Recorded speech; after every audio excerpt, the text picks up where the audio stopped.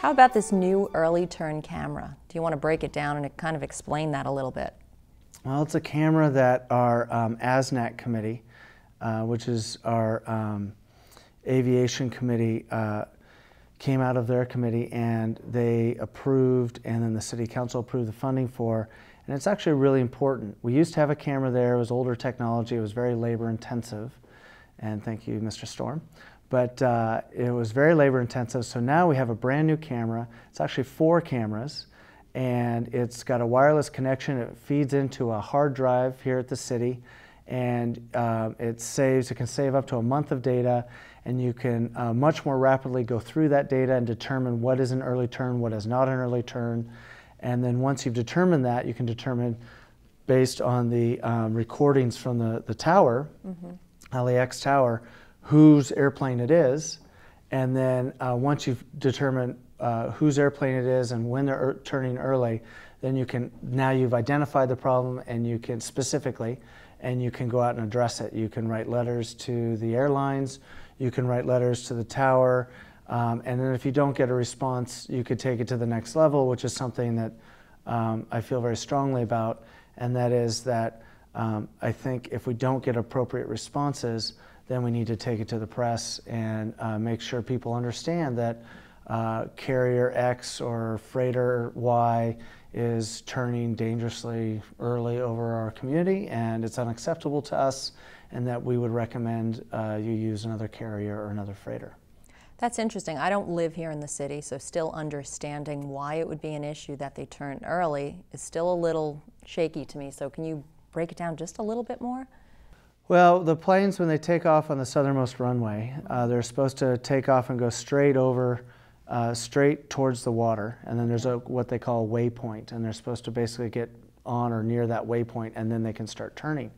And so what some of the planes are doing is they're taking off, getting enough elevation, and they're turning early towards the south, and they're cutting that corner so it goes right over our homes.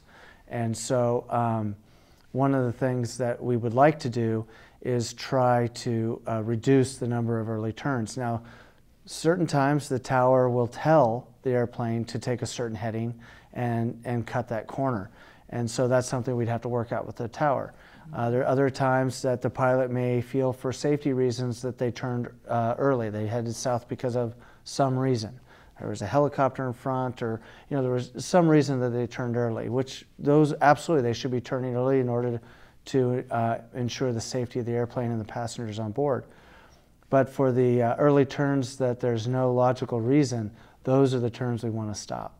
And there's other things called the go-around, where they'll be in a landing pattern, and there will be another aircraft on the landing strip that they're supposed to land on. And so what they'll do is they'll power up and make a circle, and they'll turn right over El Segundo.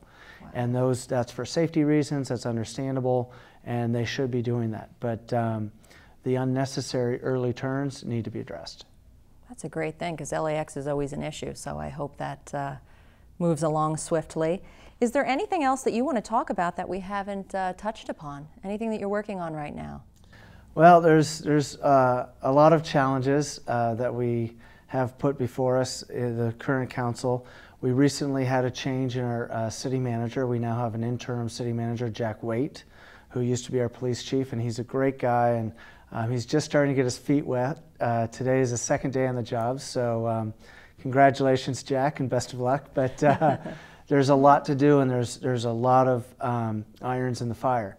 So we just want to keep the momentum moving in the right direction and make sure these projects move forward. There's a lot of business opportunity in our city, and we want to attract those businesses so they can provide the tax revenue that we've come to enjoy that really fund the programs that we need in this town, and programs like Recs and Parks, and you have the seniors programs, and but most importantly, you have public safety. And we had a challenge recently at our local theater with a shooting, and I'm so glad to see that Scott O'Connor and Ray Garcia are going to be fine. Those are 2 officers, but there's some opportunities there for improvement, and so we're working on that. We can't drop the ball there. That's very important.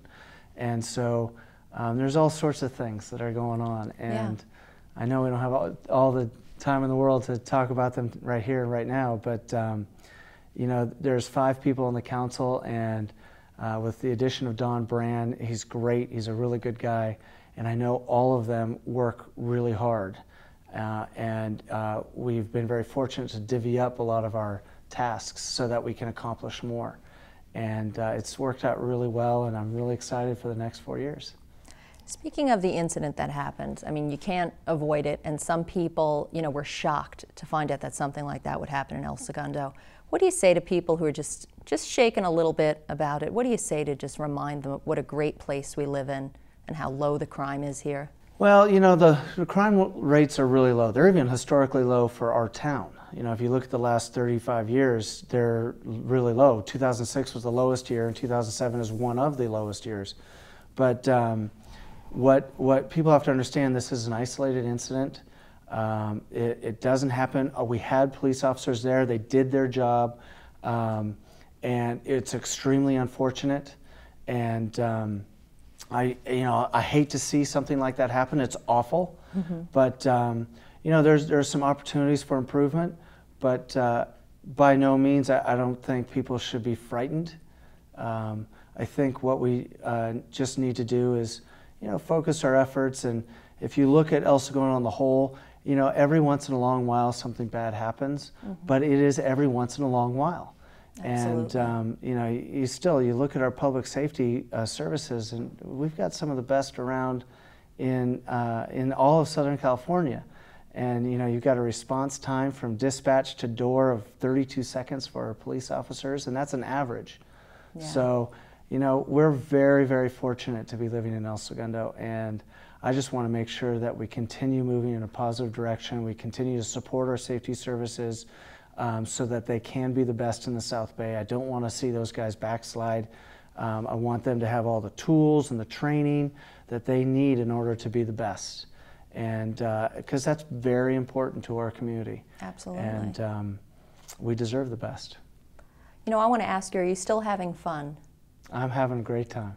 It's busy and it's great. And you know, the thing is, it's a double-edged sword, because the busier you get, ultimately, it means the more you're getting done.